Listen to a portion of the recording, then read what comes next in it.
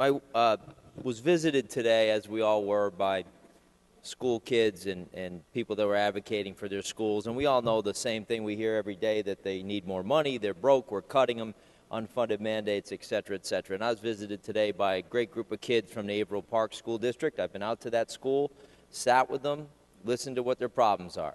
And they are many. And that's a school district that is very heavily into the arts and music, and they do a phenomenal job. Great school district, as I'm sure all of our school districts strive to be. And they're hurting. They're talking about canceling AP classes and gym and everything, cutting right down to the bone because we failed to do anything on mandate relief. This bill is massive problems. My wife is a kindergarten teacher. She's in bed because she's got to get up in a couple hours and teach her kindergarten class.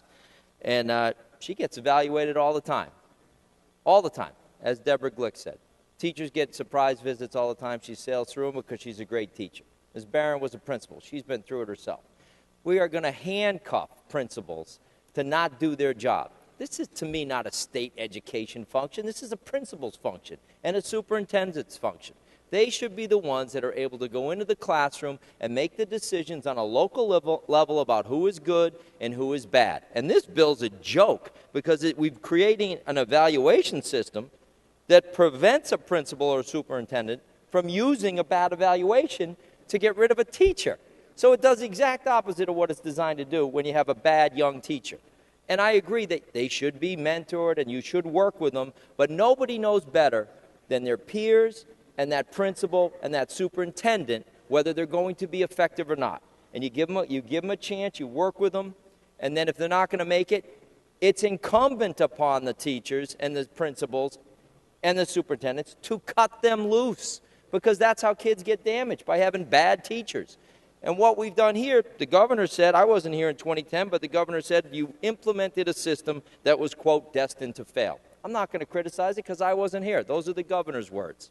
So why did you do it? That would be my question to anybody that was here. If we're arguing about this bill, why'd you implement a system that apparently was destined to fail? Maybe we should have done the job back then and fixed this problem.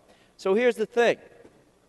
The feds held the state hostage by saying, if you want the $700 million, you're going to do this. And we're desperate for the money, so we say, okay, great, we got to do it. 2 years later, no evaluation system. So what do? We're going to pass it right down to the schools. We're going to hold them hostage, only we're going to up the ante.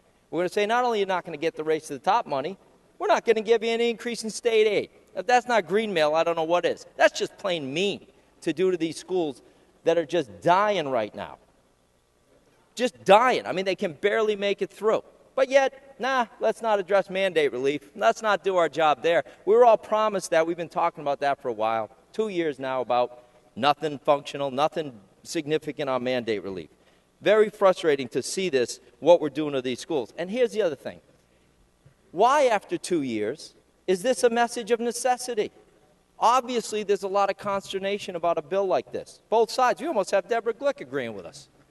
I mean, think about almost. We don't know, maybe. Just say no, Deb. Just say no. So why a message of necessity? Why is this not being given the respect it deserves and the time it deserves? All the big stuff in this state is suddenly a message of necessity. Got to be done right now.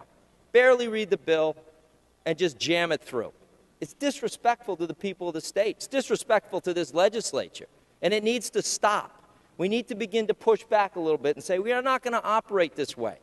We're going to operate the way we're supposed to. We're going to analyze the bills. We're going to study the bills. They're going to be aged properly unless it's truly necessary to keep the state running. And this isn't. 2 years we've been doing this. Another couple of days. We couldn't have debated this next week. This is really frustrating to deal with. So obviously, I'm going to be voting in the negative on this, and I would urge everybody, don't just pass this bill. There's tons of people in here that have big problems with it. Don't do what we always do. It comes to the floor, it passes. Do the right thing for the children of this state. This is not a good bill for the children of this state, and all of us care about education. We all know that. Do the right thing by the kids. This is not doing the right thing. Thank you.